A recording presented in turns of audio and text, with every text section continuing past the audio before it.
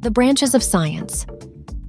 There are so many areas of science that provide career opportunities. Chemistry is the study of matter. What things are made of? Physics studies how matter moves through space-time. Earth sciences study our planet Earth. Ecology is the study of the relationships between plants and animals, living organisms. Oceanography is a study of oceans.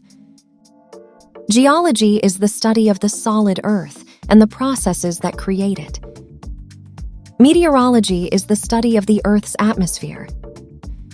Astronomy is the study of everything in outer space. Biology is the study of life and living organisms. Botany is the study of plant life. Zoology is the study of the animal kingdom. What area of science are you most interested in? Why? What career might you have? Let us know in the comments.